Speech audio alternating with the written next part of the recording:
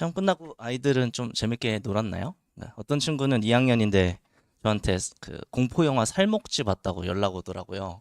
무서워서 화장실을 못 가겠다고 막 저한테 얘기를 하는데 저한테도 보라고 하더라고요. 자 우선 여기 그 앞에 QR코드 있는데 제 블로그예요. 그래서 제가 주말까지 해서 그 1학년 시험 분석 한 거까지 다시 한번 올려드리겠습니다. 우선은 말로 먼저 설명을 드릴게요. 이번 시험 좀 바로 좀 개강을 해서요. 좀 여유 있게 진행을 하려고 합니다. 그래서 다음 주에 개강을 하는 걸로 이렇게 하고 매주 이제 3시간 수업하고 평일 금요일 날 이렇게 클리닉이 진행될 예정이에요. 그래서 이렇게 진행을 하고 제일 궁금하신 거 그냥 시험 얘기부터 바로 하도록 하겠습니다. 그래서 아이들 시험 아마 느끼셨을 텐데 어려웠다고 뭐 많이 얘기를 하죠. 객관적으로 봐도 데이터 어려웠습니다. 제가 한 대 보고 1컷을 이렇게 쭉 얘기를 하고 특히 작년이 이제 5등급제 처음이었으니까 그 기준으로 말씀을 드리면 작년 2학기 때부터가 객관식만 나왔던 약간 유형이 전환됐던 시점이었어요. 근데 작년에 2학기도 시험이 객관식만 나왔는데 쉽지 않았거든요. 어려웠습니다. 그때 1컷이 96, 97 이랬어요. 이번 시험은 살짝 좀 더 어렵다라고 제가 생각을 해서 한 94 정도 생각했는데 1컷이 90.2? 90점 딱 90점 정도 생각하면 될 것 같거든요. 90.2라고 하는데 이 정도에서 1컷 그 뜨인 게 되게 오랜만인 것 같아요. 되게 그래서 데이터적으로 뭐 옛날 2등급 기준이라고 쳐도 쉽지만은 않았던 시험입니다. 그래서 시험 자체가 객관식만 나왔다고 전혀 쉬운 문제는 아니었다. 되게 어려웠고 1, 2, 3학년 비교해도 되게 어려운 편이었습니다. 단답형이 없다 보니까 암기 부담은 적었는데 그래서 이제 어떤 친구들은 저랑 진짜 이렇게 얘기했어요. 암기 안 하고 그냥 문제 풀면 안 되냐? 해보라고 제가 얘기를 했는데 가능하면 외우라고 얘기를 한 게 그 38문제 원래 40문제였는데 2문제 그나마 줄었거든요. 근데 시험 시간 50분이잖아요. 마킹 시간 빼면 정말 타이트하게 정말 넉넉하게 풀어도 한 문제당 1.2분 나오거든요. 근데 유형 뒤에서 보시면 알겠지만 이거 읽어서 1.2분에 절대 컷 못해요. 저도 처음 보는 지문을 처음 보는 지금 정도의 텍스트 양을 1.2분에 풀어라? 절대 못합니다. 지문 내용이 머릿속에 다 들어있는 상태에서 풀고 접근을 하는 거지 내가 아무것도 내 실력으로 가지고 시험장에서 대처한다? 저는 사실은 굉장히 회의적으로 보는 거고요. 결국은 이번 시험에서는 그 지문의 주제, 흐름, 주요 어법, 어휘 포인트들 어떻게 보면 영어 내신의 기본이라고 하는 부분이거든요. 당연히 지문 공부할 거면 지문의 주제나 흐름 다 잡아놔야 되고 거기서 중요한 어법과 어휘가 뭔지를 알아놔야 되는데 이걸 제대로 공부를 해야지만 점수가 나왔어요. 무슨 말이냐면 모두그로쇼 문항 비중이 예전에는 문법 쪽에 치우쳐져 있거든요. 근데 이번에 뒤에 보여드릴 하이브리드 문제가 3문제나 나왔는데 그 문제는 진짜 지문 제대로 공부 못하면은 못 풀어요. 그게 다 모두고르시로 나와버리기 때문에 아이들 입장에서는 대충 공부했다? 어디 모의고사 뒤에 빵 끊었다? 그러면 문제 풀기 상당히 힘들었습니다. 본문 변형 여전히 됐고요. 그리고 선생님께서 직접 쓰신 어떤 제가 선지 영작이라고 써놨는데 선생님께서 구성하신 이런 영작된 선지도 되게 많았어요. 지문 전체가 바뀐 것도 있고요. 여기서 하나 추가된 게 어법입니다. 원래 한대부고가 작년까지는 적어도 어법에서는 손 많이 안 댔어요. 지문에서 거의 그대로 내시면서 어법 포인트를 물어보셨거든요. 근데 올해 처음으로 지문 전체를 다 바꿔서 어법 문제를 모두고르시로 박았어요. 이거는 사실은 지문 내용을 알아도 내 기본 실력 없으면은 사실 못 풀거든요. 저희 방학 때 혹시 제 수업 보내주신 어머니 계실지 모르겠는데 방학 때 문법 실전 문제 풀이했었잖아요. 그래서 기출문제랑 모의고사 어법 문제 다 풀었거든요. 직접 만든 거. 그런 식의 훈련이 안 돼 있는 친구들은 이번 시험 보면서 이 어법 문제 어려운 거 대처가 상당히 힘들 거다라고 생각을 합니다. 자, 그리고 하이브리드 유형이 뭐냐면 한 지문을 주고 그 각 선지별로 내용, 어법, 빈칸, 주제를 다 물어보는 문제예요. 근데 그러면 한 지문에서 물어볼 수 있는 어법 포인트도 많고 빈칸 나올 수 있는 포인트도 많잖아요. 그걸 다 알아야지 이 문제가 풀려요. 모드고로 쉬우니까. 그래서 이 부분이 작년에 처음 생긴 유형인데 이 비중이 꽤 많이 늘었다. 새로운 한대부고 시그니처 유형이라고 봐야 된다라고 생각을 하고, 전반적인 시험으로 따졌을 때는 그래 진짜 대치동 스타일로 가는구나, 어려운 시험 쪽으로 영어가 가는구나인데 전제가 달라요. 중동고, 뭐 진선, 숙명, 숙명 뭐 어렵지 않을까? 이런 학교 시험 범위를 봐도 한대부고의 절반? 많으면 절반이거든요. 근데 한대부고는 시험량이 되게 많은데 아예 난이도까지 올라가 버리니까 이게 또 다른 게임이 돼 버리는 거예요. 아이들 입장에서는 지문 전체를 공부하기도 어려운데 거기에 대한 디테일까지 쌓는 게 굉장히 좀 시간 투자가 많이 필요했던 시험입니다.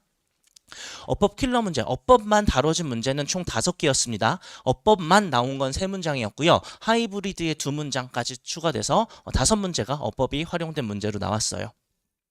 이번 상위권은 다 여기서 걸렸을 거라고 봅니다. 여기서 어법 모드고르쇼에서 실수를 했느냐 안 했느냐라는 거, 이 부분이 되게 좀 중요했고요.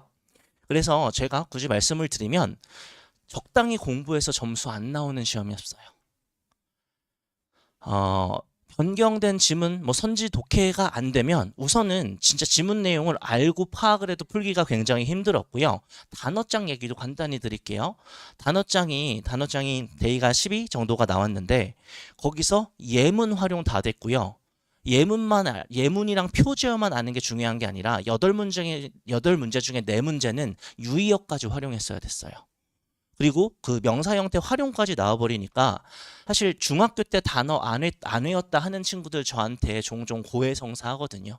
중학교 때 2학년 동안 영어 단어 외우기 싫어서 안 했어요 라고 저한테 이제 고해성사를 하면 제가 어떻게 구원은 바로 못 해주겠더라고요. 근데 이런 친구들은 단어장에서부터 이미 반타작이에요. 사실 반타작만 해도 잘하는 거예요. 그래서 여기서 이미 이제 중위권에서는 좀 많이 갈렸고, 기초 실력이 좋으면 작년엔 유리했거든요. 올해는 작년만큼 실력적인 그 메리트가 좀 떨어졌습니다. 시험 자체가 어려웠고요. 진짜 하고 싶은 말씀은 이거였어요. 영어 못하는 친구들, 계속 말씀드리는 게 지금 3월 모의고사 기준으로 70점대 이하 친구들, 내가 독해 못한다, 어휘력 약하다 하는 친구들한테는 솔직히 저는 절망적인 시험이라고 생각을 합니다. 단기간에 공부해서 카바를 칠 수가 없어요. 지문 내용을 아무리 공부해도 내가 지문에서 판단해야 되고 선지를 해석해야 되는 지점에서 막히게 됩니다. 그래서 이런 부분에 대해서 어쨌든 놓을 순 없으니 장기적으로 아이들이 실력이 같이 늘어가는 걸 반드시 생각해 주셔야 되고요. 유형들 디테일한 거 한번 좀 보여드릴게요. 이게 어휘 문제 전체 한번 넣어놓은 거고요. 총 8문제가 나왔는데 그 중에 4문제 유의어까지 활용을 했어야 돼서 공부량이 훨씬 더 많았습니다. 제가 대비시킨 거는 당연히 단어장 다 만들어줬고요. 그리고 이렇게 활용어휘까지도 다 만들어줬어요. 활용어휘 자료도 다 만들어줬고, 매주 시험 그 점수 보시면 알겠지만 매주 복습 모의고사에서 어휘 시험까지도 이 유형까지 다 추가해서 시험을 봤습니다. 꾸준하게 열심히 한 친구들은 그래도 단어장에서 정답률이 되게 높았을 거고요. 그리고 작년부터 제가 그 클래스 카드를 하고 있거든요. 근데 생각보다 아이들이 또 많이 좀 해서 여기 보면 막 몇십 명 학습하고 있다고 나오잖아요. 클래스 카드로 단순히 그냥 단어만 외우는 게 아니라 예문까지도 공부할 수 있고요. 제가 유의어 이런 거까지도 다 업데이트를 해놔서 시험을 다 볼 수가 있거든요. 제가 일일이 손으로 단어장 타이핑 다 해서 데이터 만든 거예요. 그래서 이걸로 아이들이 시험 보기 했을 때 아마 그래도 왔다 갔다 좀 짬내는 시간에서 공부를 더 할 수 있지 않았을까 생각을 하고요. 자, 그리고 이제 빈칸 문제입니다. 빈칸 문제. 당연한 얘기지만 본문에 들어간 이 빈칸에 들어간 문장들이 다 바뀌었어요. 다 바뀌었는데 그렇지만 어렵지는 않습니다. 왜냐하면 선생님께서 본문을 바꾸셔도 지문의 주제를 바꾸는 건 말이 안 되거든요. 주제까지 바꿔버리면 시험 범위라는 게 존재할 필요는 없잖아요. 그래서 충분히 이 정도는 좀 빠르게 풀고 독해에서 풀 수 있었던 난이도고요. 그리고 이런 삽입과 순서 문제가 있습니다. 그래 무관한 문장이 나오거나 삽입 문제가 있는데 재밌는 점은 여기 삽입하라고 준 문장이요, 원문에 없었던 문장이에요. 새로운 문장을 선생님께서 쓰시고 그걸 갖다 집어넣으라거든요. 근데 사실 이게 뭐 새로운 본문 변형이 됐다고 쳐도 엄청 어려운 문제는 아닙니다. 이미 글의 주제와 글의 흐름이 다 공부가 돼 있는 친구들은 여기서 여기 있는 특정 단서들만 가지고 바로 구멍 찾을 수 있었거든요. 그래서 사실은 조금 제가 뒤에서 보여드릴 그 변형 문제, 제가 만들어준 변형 문제를 좀 집중적으로 푼 친구들한테는 그래도 시간을 아낄 수 있는 유형이었다라고 생각을 합니다. 그래서 밑에 써놨지만 제가 한 문장 배열 문제를 만들어줘요. 전 지문을 한 문장 순서대로 배열하게 만드는 거거든요. 이게 머릿속에 들어있는 친구들은 이런 문제에서도 확실히 편하게 대처를 할 수가 있습니다. 본문 변형이 돼도 이 정도 읽고 다 대처가 가능해요. 그래서 제가 만들어주는 이런 문제들 준비해 봤고요. 좀 영어 못하는 친구들도 있어서 제가 우리말 배열, 한국말까지 넣어서 배열을 하라고 다 만들어 주거든요. 그래서 지금 보면 여기 8세트잖아요. 이번에 공부 많이 한 친구들은 1에서 4세트 다 풀고 8세트까지 저한테 만들어 달라고 얘기를 해서 추가로 만들어 준 거예요. 그럼 한 문장 배열을 어머니 4세트를 풀었다는 얘기는 지문 전 범위를 4번 정독했다는 거거든요. 자, 이 정도 양의 공부가 쌓이면 지문이 굉장히 친숙해질 수밖에 없어요. 이런 식의 공부를 좀 하는 걸 저는 아이들에게 요구를 하고 있고요. 자, 그리고 이거 어휘 문제입니다. 어휘 문제에서 보면 여기서 지금 4가지 똑같이 나왔고요. 그리고 하나 빠진 건데 빠진 이유가 이 문장을 선생님이 새로 쓴 거예요. 그러니까 본문에 없었던 문장이에요. 그래서 이 부분은 뭐 제가 어떻게 할 수는 없었는데, 자 보면 여기 보이시는 게 그 가운데 보이시는 게 중간 평가고 이게 추가로 제가 직보 6회, 7회 때 만들어진 밑줄형 어법어휘 문제거든요. 자, 여기서 사실 다 겹쳐서 나와요. 그래서 제가 말씀드리고 싶은 부분은 본문이 바뀌고 자식을 떠나서 결국 지문의 메인 아이디어, 문장의 핵심 내용은 안 변하거든요. 그럼 이거는 제대로 공부해 놓으라는 거예요. 그리고 이걸 공부하는데 저는 기본은 제가 만든 중간평가 시험이다라고 생각을 합니다. 자, 그래서 이렇게 비슷한 거 어법 같은 경우 이번에 동격 얘기 나왔는데 그냥 그대로 똑같이 오답으로 출제가 돼서 마침 답 하나 고르는 거여서 아이들이 어렵지 않게 풀었다고 직부 때 본 거 그냥 나와서 좋았다고 얘기를 하더라고요. 그리고 이제 어법상 이 유형 한번 좀 확인해 주세요. 21번 문제였고요. 가장 저한테는 눈에 띄는 변화였습니다. 저도 한대부고를 진짜 꽤 오래 했잖아요. 거의 2019년, 18년부터 한 것 같은데 이렇게 본문이 다 변화돼서 어법 문제로 출제되는 거 이거 굳이 얘기하면 뭐 중동고 이런 스타일이거든요. 휘문 이런 스타일이거든요. 이거를 이제 AI가 워낙 잘 돼 있으니까 적극적으로 내시는 것 같아요. 기말 때도 내실지 모르겠는데 아이들 입장에서는 대비를 해요. 대비를 해야 되는데 내신 기간에만 사실은 대비하기는 힘듭니다. 내신 기간엔 지문 공부하기도 바쁘거든요. 그래서 방학 때나 겨울 방학 때 아이들이 이런 어법 킬러 유형들 실전적으로 풀어보는 훈련을 좀 많이 시켜주는 게 내신에서는 꼭 필요하다라고 저는 생각을 해요. 그래서 문제는 어려웠지만 여기서 오답으로 출제하신 포인트들은 사실은 전반적인 어법에서 언제든지 나왔던 포인트들이었어요. 그래서 각각의 포인트는 어렵지 않았다라는 거고요. 자, 그리고 여기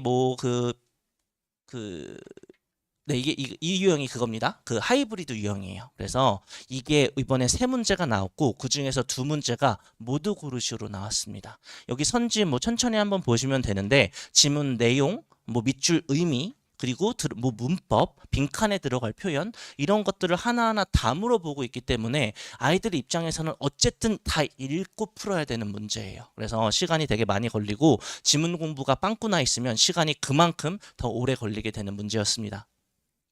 자, 그래서 여기 있는 게 지금 간단히 넘어갈게요. 제가 항상 수업 때 만드는 손필기 자료고요. 그리고 중간평가 문제들 이렇게 제가 준비해서 아이들 매주 시험 보고 점수 어머님들께 전달 드리고 있습니다.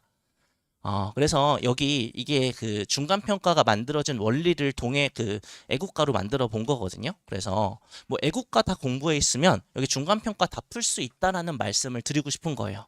다시요. 반대로 말씀드릴게요. 우리 아이가 중간평가 점수가 이상하다라고 하면 애국가만큼 공부 안 된 거라고요. 그래서 적어도 전 중간평가는 좀 완벽하게 최대한 해줬으면 좋겠다라고 생각을 합니다. 그래서 이게 직보자료인데 이번에 이 가운데가 직보자료거든요. 근데 제가 이걸 왜 넣냐면 여기 글씨 같은 거 별표 같은 것도 제가 다시 칠하는 거거든요. 근데 이 오른쪽에 폴더들 있잖아요. 아이들이 저한테 수업 필기를 다 사진 찍어서 보내줘요. 이번 애가 애들도 많아서 역대급으로 많았거든요. 정말 인쇄된 양만 이 정도였어요. 그걸 제가 다 읽고 파이널 자료에서 선생님이 말씀하신 것까지 다 옮겨 적어요. 근데 그 지문에서 선생님이 이거 지문 좋아한다고 막 이런 필기까지 돼 있어서 했는데 진짜 그대로 시험에 나오더라고요. 그래서 이렇게 최대한 선생님 이 말씀하신 내용까지 반영해서 단권화 시켜서 아이들 파이널 자료 공부하고요. 그리고 이렇게 그 지문 전범위에서 특정 어법 포인트들 있는 것들, 내신에서 나올 수 있는 어법 포인트들만 제가 문장을 다 모아줘요. 이번에 아까 동격 나왔잖아요. 제가 동격에 대 있는 문장들 미리미리 다 뽑아서 아이들 읽도록 해요. 직보 때 제가 최소 3번 정독해달라고 한 자료거든요. 그래서 이 자료를 가지고 직보 때 문제까지 이렇게 풉니다. 그래서 이 정도까지 공부를 하면 결국 내신의 완성은 마지막 문장의 디테일이에요. 그래서 디테일까지 다 이렇게 챙길 수 있게 파이널 자료 준비를 했고요. 그리고 기출문제인데 제가 계속 기출문제를 준비하면서 아쉬웠던 거 하나가 매년 기출문제를 제가 다 겹치는 걸 솔팅을 하는데 문제 뒤에 항상 답이 붙어 있었어요. 그러니까 아이들 입장에서는 약간 답에 의존하는 경향이 있어서 이번에 아예 작정하고 시험지처럼 만들어 버렸습니다. 그래서 작년에 그 25년 그 시험지가 안 올라왔었거든요. 작년 기말기 2학기 안 올라와 있어서 그냥 문제 다 타이핑 쳐가지고 겹치는 지문들 다 합치니까 이번에 26문제인가 나오더라고요. 이거 이렇게 OMR 카드까지 다 해서 진짜 수업 때 기출문제를 시험처럼 풀어봤어요. 아이들 입장에서는 연습하기 되게 좋았을 거고요. 그리고 이제 이렇게 보면 상위권 친구들은 분명히 뭔가 느낄 겁니다. 아, 이 자료로 공부했을 때 빵꾸가 안 난다. 근데 하위권 친구들은 어떻게 공부를 해야 되냐? 그 친구들한테는 적어도 내용은 알아야 되잖아요. 제가 요약 자료 같은 거 음슴체로 다 정리해 주고요. 우리말 TF 문제도 이 버전이랑 다른 버전까지 또 줬어요.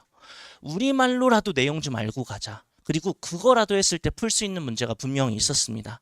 그래서 좀 못하는 친구들도 충분히 내가 손 잡고 손 대고 공부할 수 있는 자료들이 이렇게 있었고요.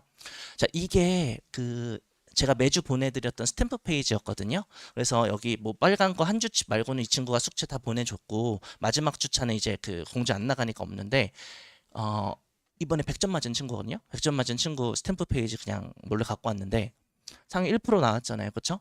중간평가 점수 보세요. 다 맞았죠. 다 맞았죠. 복습 모의고사 여기 어법이랑 순서 문제 나오거든요. 한 문제 틀리잖아요. 그렇죠? 이 정도 완성하니까 이번 시험 진짜 어려웠는데 100점 나오더라고요. 그래서 저는 분명히 제가 공부시키는 방법이 지문을 공부하는 데 의의가 있었고 시험에 도움이 된다라고 생각을 합니다. 그래서 매주 이렇게 다 보내드릴 거고요. 이번에 그래서 1컷이 90점인데 90 넘는 애들만 그래도 카톡 온 애들만 우선 붙여놨거든요. 그래서 한 20명 정도 되는 것 같은데 뭐 연락 안 주는 친구들도 있다고 보면은 좀 더 많을 것 같긴 합니다. 그래서 충분히 그래도 1등급 애들은 꽤 많지 않았나라고 생각을 하고 뭐 80점대 후반 친구들도 사실 되게 많았어요. 그 친구들은 2등급에서 좀 잘리긴 하겠는데 그래서 어쨌든 이번에 시험이 어려웠지만 그래도 또 잘 푼 친구들이 꽤 많았다라고 생각을 하고요. 그리고 이거는 제가 매주 드리는 건데 이번에 고대 간 언니가 공부했던 그냥 후기 같은 거예요. 그래서 혹시 이 자료 안 보셨으면 그 아이에게 좀 한번 읽게 해주시면 좋을 것 같아서 한번 넣어놨고요. 자, 그리고 뭐 그냥 나무 자료 많은 이유 이게 항상 설명드리는데 전에 한번 설명드렸던 부분이어서 간단하게만 그냥 보고 넘어가겠습니다. 좀 마무리 좀 해볼게요. 제가 올해부터 태풍이 불면 어떤 이는 담을 쌓고 어떤 이는 풍차를 단다라는 이 속담을 말씀드리고 있는데 이번 태풍은 제가 생각해도 좀 셌습니다. 그리고 꾀가 안 통하는 시험이어서 저는 사실 좋았어요. 성실하게 공부한 친구들은 저한테 질문하는 것만 봐도 다르거든요. 이번에 진짜 질문 답변만 해도 거의 막 주말에 수업 끝나고 나면 카톡이 한 100개, 120개 정도가 계속 질문이 와 있었거든요. 그래서 답변을 하는데 카톡이 더 늘어나는 이런 막 상황도 있었어요. 근데 그렇게 질문 열심히 하고 디테일하게 공부한 친구가 저는 분명 성과가 났다라고 생각을 합니다. 그래서 적어도 제가 뭔가 무슨 신이 들려서 모든 유형을 뭐 다 맞출 수는 없겠지만 적어도 공부를 정말 열심히 하고 하려는 친구들한테는 그 친구 풍차가 쌩쌩 돌아갈 수 있게 빵꾸 안 내고 자료 만들었다고 자부하거든요. 이번 기말고사도 아이들 정말 철저하게 준비시켜서 좀 더 준비된 상태, 좀 더 시험에 잘 적응한 상태로 만들도록 하겠습니다. 감사합니다.